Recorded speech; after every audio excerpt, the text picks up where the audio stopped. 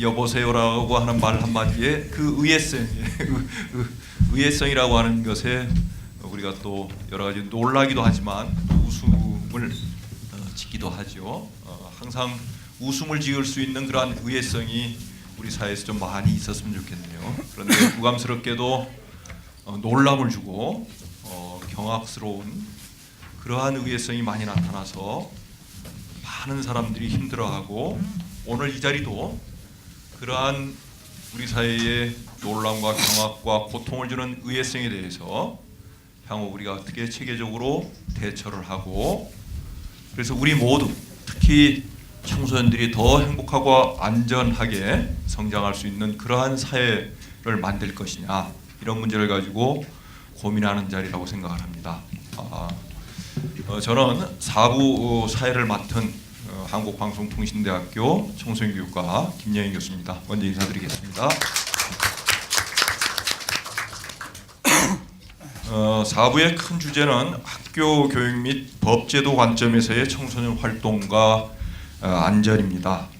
세 가지 주제가 있고 세 분의 스님께서 발표를 해주시겠는데 먼저 발표자를 전부 소개를 올리고 순서에 따라서 말씀을 좀 듣도록 하겠습니다. 첫 번째 사부에서 발표를 하실 분은 이우식 선생님인데 주제는 학부모 관점에서의 청소년 활동의 안전 제한입니다. 이우식 선생님을 소개를 하겠습니다. 두 번째 주제는 학교 사회사업 관점에서의 청소년 활동과 안전입니다. 발표는 전구훈 선생님께서 해주시겠습니다. 감사합니다. 그리고 4부의 마지막 주제는 청소년 활동 진흥과 안전 둘을 나눌 수 있는 대안의 모색이라고 하는 주제를 가지고 김민 선생님께서 발표를 해주시겠습니다. 네, 고맙습니다. 오늘 아마 오전부터 계속 이 자리에 계시는 분도 계실 거고 중간에 오신 분들도 계실 건데 하루 내 이 자리에 계신 분들에게 특별한 경의심을 표하면서 좀 더 마지막 그 주제와 발표가 즐겁고 유익했으면 하는 생각을 사회자로서 가지고 있습니다. 그러려면 여기에 플로어에 계시는 청중께서 발표자 못지않은 열정을 가지시고 적극적으로 나중에 의견도 개진해 주시고 뭐 쟁점을 부각시켜 주셔도 좋습니다. 쟁점이 부각되면 생각할 거리가 많아질 것이니까 쟁점도 좀 부각시켜 주었으면 좋겠습니다.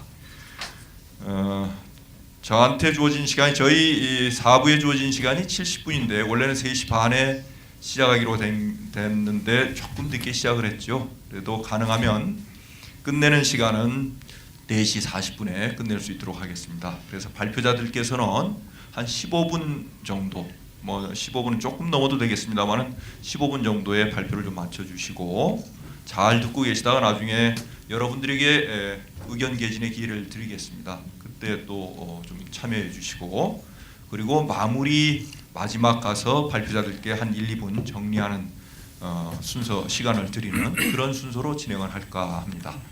그러면은 먼저 학부모 관점에서의 청소년 활동의 안전 제한이라는 주제를 가지고 이우식 선생님의 말씀을 여러분의 박수로 청해 듣도록 하겠습니다. 네, 지금 방금 소개받은 태안해병대 캠프 유가족 대표 이후식입니다. 먼저 이렇게 자리가 하게 돼서 너무 고맙고 이런 자리가 계속해서 끊이지 않고 이어졌으면 하는 바람이 앞섭니다.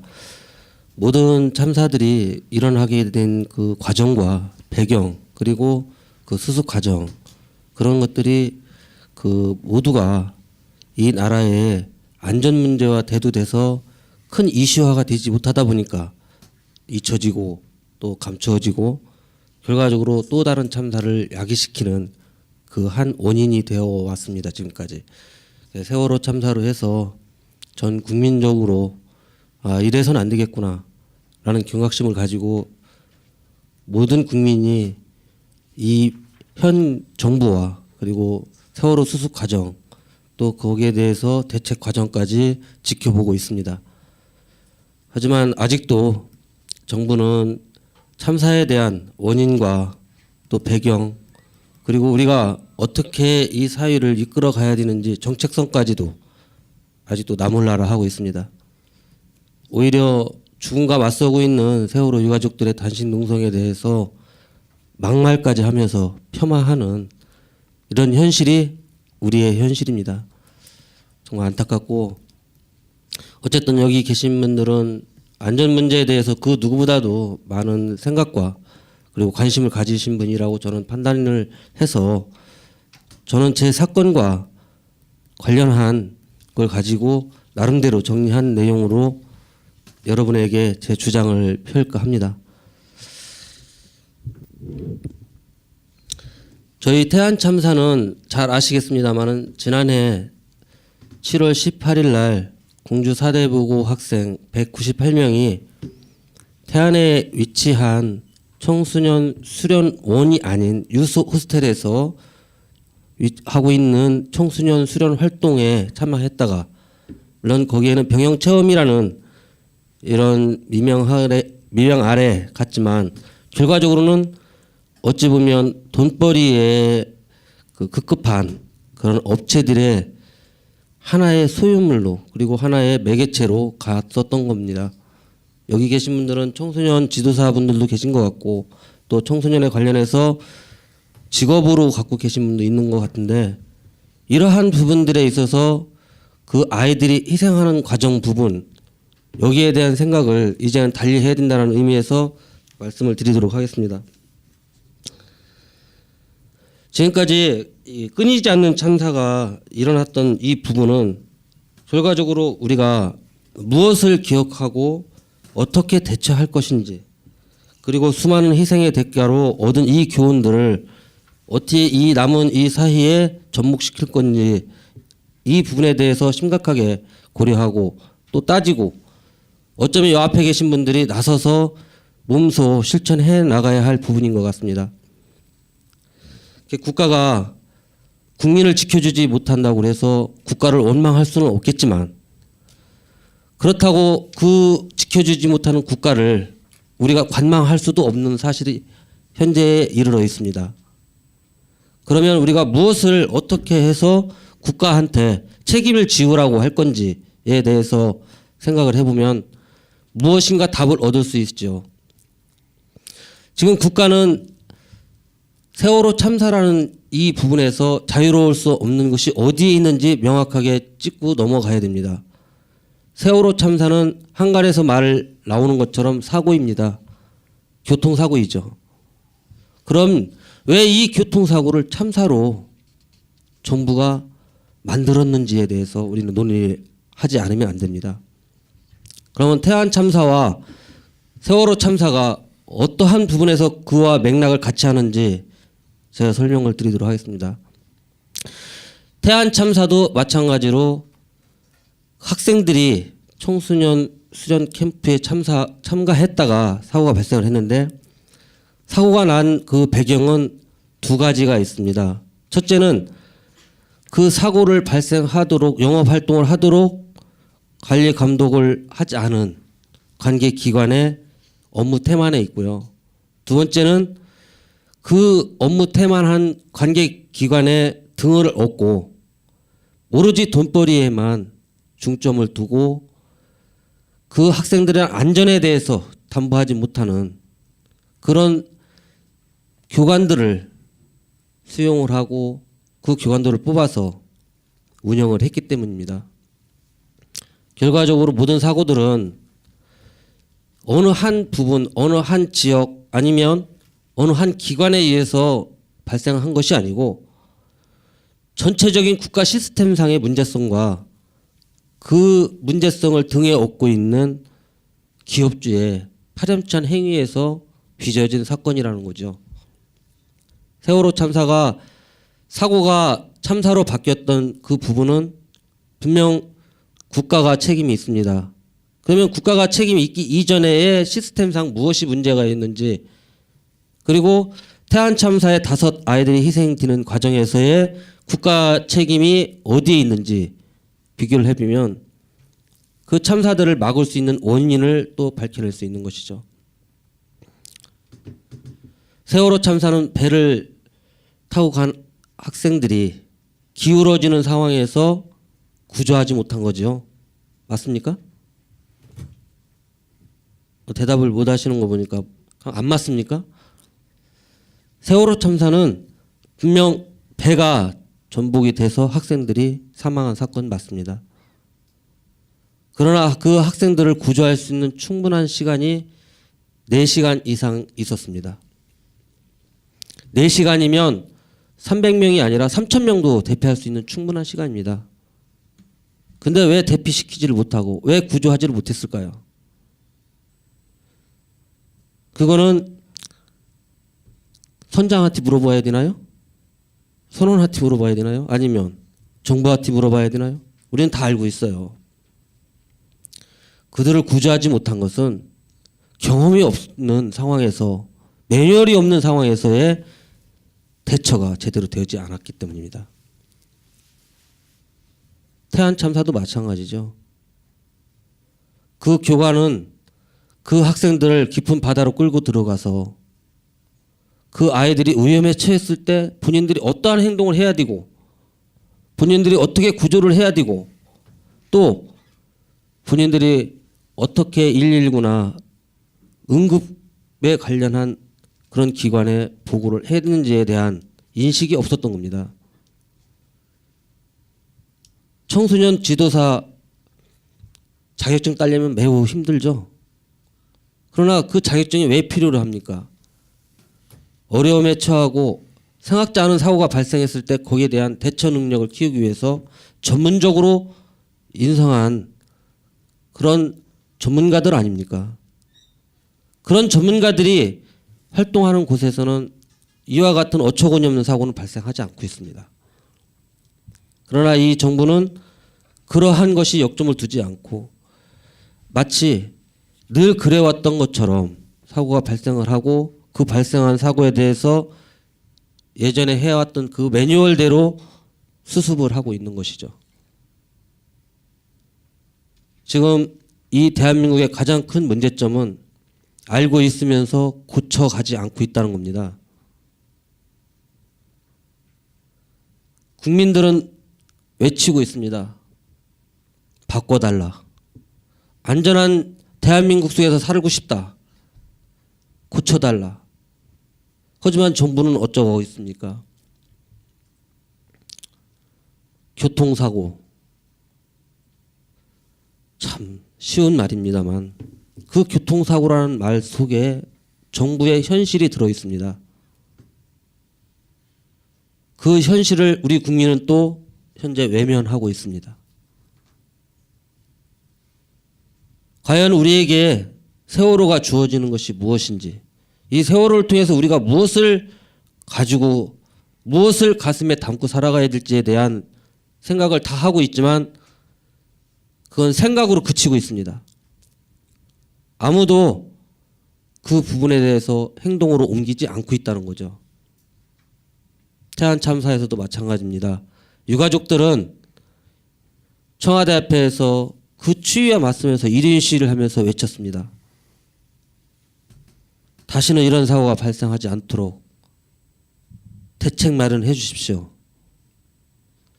특히 일선에 있는 교사는 가르칠 때인 교사이지 밖으로 나갈 때는 인솔자이며 책임자입니다. 라고. 그 책임자에게 책임의식과 그리고 어떻게 책임을 지는지에 대해서 이젠 교육을 해야 한다라고 외쳤습니다. 그러나 그것들은 하나의 공허한 메아리가 돼서 결과적으로 세월호 참사를 야기시켰죠. 우리가 이런 숱한 참사에서 정부와 국민 그리고 정치권, 기득권들이 해왔던 이 모든 것들이 한결같이 차후 개선 문제가 있는 목적이 있는 것이 아니고 빨리 해결하고 빨리 돕고 라는 데 목적이 있었던 겁니다. 태안 참사는 분명한 인재입니다. 세월호 참사도 분명한 인재입니다. 그럼 어떠한 참사가 인재가 아닌 게 어디 있겠습니까? 라고 질문을 할 수가 있습니다. 하다못해 우리가 길을 가다가 운전수의 실수로 인해서 사고를 당해도 마찬가지로 인재입니다. 하지만 늘 주위에서 일어나는 일이고 늘 우리가 겪는 것 중에 하나라고 봐서 무관심하게 넘어가고 있어요. 저는 이렇게 생각합니다. 안전 문제라는 것은 그 안전을 책임지는 사람의 주체의 문제가 아니다라고 보고 있어요. 다시 말씀을 드리면 내 스스로 내 자신을 지키고 또 내가 내 위치에 가까이 있는 사람을 지키고 하는 것이 안전의 모든 문제가 해결이 된다고 생각지 않는다는 거죠. 우리가 몸속에 갖고 있는 것들을 밖으로 표출하지 않으면 그 사람의 생각을 아무도 모릅니다. 안전 문제가 바로 이렇게 해결이 돼야 되는 거예요. 우리가 갖고 있는 안전의식이라는 것을 계속해서 공유하고 그 공유 속에서 얻어지는 또 다른 안전 문제에 대한 좋은 아이디어나 시스템이 나오면 그 또한 같이 공유하고 그 공유와 공유 속에서 우리가 지금까지 겪었던 그런 참사들에 대한 교훈과 어우러져서 새로운 대한민국이 새로운 안전한 나라가 되도록 하는데 머리를 감싼다면 아마 좋은 시스템과 안전 문제에 대한 철저한 예방의식 그리고 그를 통해서 이 대한민국이 세월호와 같은 참사는 다시는 이어지지 않는다고 저는 생각하고 있어요. 제가 언젠가 그런 얘기를 언론에서 했습니다. 정부는 국민을 지켜주지도 못하고 지켜주지도 못했으면 다시는 그런 참사가 일어나지 않도록 예방이라도 대처라도 제대로 했어야 되는데 그것도 하지 못하고 어떠한 일이 벌어지면 마치 매일 진행되는 일과의 한 부분인 것처럼 다뤄온 것이 사실입니다. 세월호 참사가 터지면서 정부의 인식이 약간 바뀌었어요. 제가 처음 진상규명을 위해서 발벗고 났을 때 어느 위원님께서 저한테 그랬습니다. 태안 참사를 가지고 혁명을 하려고 하느냐? 태안 참사로 해서 대한민국이 5%만 바뀌어도 그 아이들의 희생의 가치는 상당한 것이다라고 얘기를 하시더라고요. 저는 그분한테 가서 한번 또 묻고 싶습니다. 그럼 세월호 참사로 해서 몇 프로가 바뀌면 되는 겁니까? 라고. 우리 의식 속에 만연되어 있는 이런 안전 불감증 다 알고 있어요. 하지만 큰 틀에서 그 안전 불감증에 대한 우리의 의식이 밖으로 표출되지 않고 있다는 겁니다. 아까 그 진행하신 분 한 분이 그런 얘기 하시더라고요. 우리 집에 소화기가 어디 있는지 또 방수구가 어디 있는지 묻더라고요. 아마도 저는 그렇게 생각합니다. 겪지 않은 사람들이 겪은 사람들의 아픔을 그대로 이어받아가고 겪은 사람들의 말이 겪지 않은 사람들한테 그대로 교훈으로 남아서 안전 문제에 너나 할 거 없이 같이 생각하고 공유하고 그 부분을 이해해서 사회생활에 자연스럽게 표출될 수 있는 우리의 문화에 자리를 잡는다면 저는 안전 문제가 개선될 수 있고 대한민국도 절대 침몰하지 않는다고 생각합니다. 국가가 가야 할 방향이 어디에 있는지에 대한 국가의 책임을 돌리지 않고 우리 스스로가 나서서 그 부분에 대해서 앞장서 가려는 의지가 이 나라를 안전한 길로 가는 가장 근본적인 대책이라고 저는 생각합니다. 그래서 저는 제 나름대로 많은 생각과 고민을 통해서 여 책자에도 있지만 제 마음을 많이 담아 놓았어요. 하지만 이것은 제 생각일 뿐입니다. 앞에 계신 분이나 우리 온 국민들, 그분들은 제 생각과 다를 수도 있고 제 생각에 반기를 드실 분도 있습니다. 하지만 한 가지는 같은 생각을 하고 있을 것입니다. 안전은 나에게서 무엇을 앗아가는지에 대한 그 아픔의 순간을 우리가 어떠한 방향으로 승화시켜 나갈 건지에 대한 생각은 같은 생각을 갖고 있을 거라고 생각합니다. 그래서 세월호 참사를 계기로 그 부분이 더 두각이 되고 여기 계신 분 또 같은 생각하는 사람들이 각자 집에서 반경 10km 내에만 그 생각을 전파한다면 1년 뒤, 2년 뒤에는 세월호 참사에 희생된 가족들이 지금 외치고 있는 그 외침이 현실화될 거라고 저는 생각합니다. 대한민국이 안전한 길로 가기 위해서는 분명한 진실 규명이 있어야 되고 그 부분에 대해서 책임질 사람들이 책임지는 구도가 반드시 정착화돼야 되고 또한 다수의 인원이 희생되었을 때는 그만큼의 책임 소재가 강하고 강한 처벌로 다스려진다는 이런 기본적인 논리가 국민 정서에 뿌리 내린다면 안전 문제는 분명히 개선될 것이고 이 대한민국에 사는 많은 청소년 그리고 유소년들이 그 아이들이 스스로의 꿈꾸는 꿈을 펼칠 수 있는 나라가 올 수 있다고 저는 생각합니다. 그래서 저는 정부에게 강하게 요구하고 싶습니다. 특검과 특별법 이 두 가지만으로도 진실 규명을 할 수 없다라는 만큼 정부에 대한 신뢰도가 땅에 떨어져 있습니다. 그 신뢰도가 떨어져 있기 때문에 정부를 믿지 못하고 수사권과 기소권을 달라가고 그를 위해서 목숨을 걸고 단식 농성을 하고 있습니다. 그분들에게 우리는 모든 힘을 실어주기 위해서 안전만 있어서는 안 되고 머릿속으로 생각만 해서는 안 됩니다. 주위 사람과 생각을 공유하고 그 공유된 생각을 정부에 전달해야 됩니다. 저는 안전 문제는 국가가 지켜주지 못하는 그런 부분에 대해서 국가 책임이라고 생각하지 않습니다.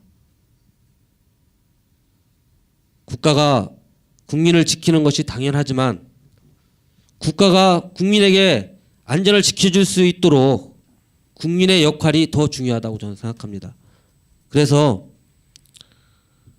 저는 한 가지만 분명하게 말씀드리고 싶은 것은 이제는 나서야 된다는 겁니다. 그것이 이 국가가 바른 안전한 나라로 가는 단초라고 저는 생각합니다. 감사합니다. 고맙습니다. 제가 목이 좀 다 메이네요. 옆에서 듣고 있다 보니까.